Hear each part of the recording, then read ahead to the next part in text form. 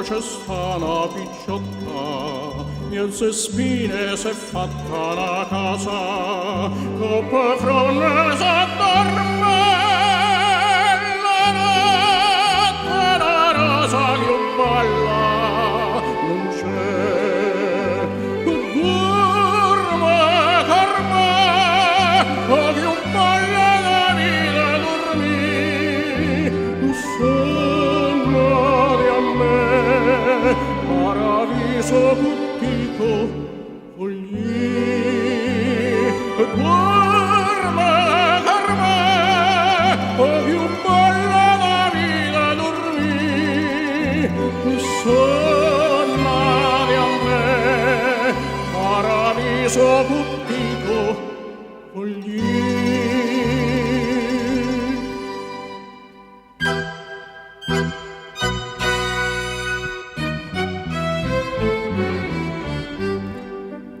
Ogni sera che torna a campagna va cantando una bella canzone e sa dice che carezze legna dell'aria capisco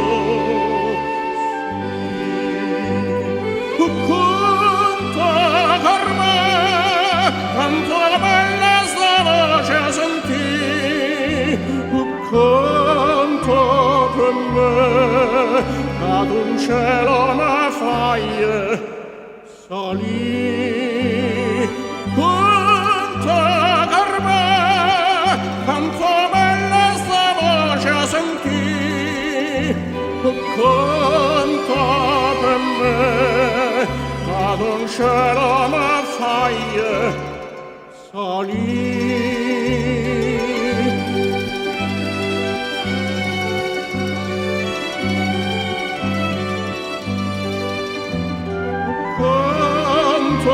Per me la non c'è la foglia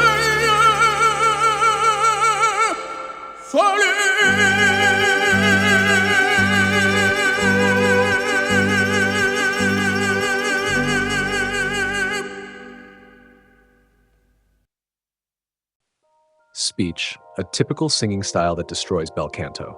My views. Dear friends and vocal enthusiasts, today I would like to share some of my personal views on certain flawed singing techniques prevalent in contemporary vocal practices, particularly those represented by Gianni Petrelli. In my opinion, his style epitomizes the destruction of the Italian bel canto tradition. I have identified 5 aspects that I believe are the most harmful. First, I believe that tilting the head forward is an extremely detrimental posture for singing. Some singers, in pursuit of the illusion of mask resonance, habitually push their heads forward, but I feel this compresses the natural space of the pharynx and chest, preventing the voice from rising with the natural support of the breath column. The sound ends up spinning around in the nasopharyngeal area, sounding shallow, unsupported, and lacking depth, completely contradicting the basic posture of bel canto: head upright, neck straight, chest lifted. Second, I believe directly forcing breath onto the vocal cords is the most dangerous way to produce sound. I've heard many singers who, instead of learning to support the voice, brute force their breath straight at the cords. The result? The voice may be loud, but it's tight, strained, and utterly unfree. I consider this a form of abuse against the vocal cords, inevitably leading to vocal fatigue or even damage over time. Isn't the core of bel canto all about supporting the voice with breath, not pressuring it? Third, I strongly object to the exaggerated opening of the mouth. Many people wrongly assume that opening the mouth wide is the key to resonance. In fact, this is a massive misconception. True resonance is controlled and shaped from within. It is focused and intentional. Simply opening the mouth wide causes the sound to scatter, lacking clarity and direction. I believe this expansive technique eliminates the tonal balance, the mix of brightness and darkness that gives Italian opera its finesse and nobility. Fourth, I absolutely reject singing that relies solely on throat tension. To me, this is a grave insult to the art of vocal music.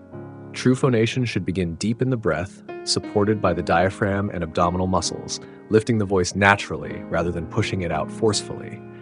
Yet, singers like Petrelli often use nothing but throat pressure. That's not singing, that's shouting. Such a technique may generate momentary excitement, but it cannot stand the test of time.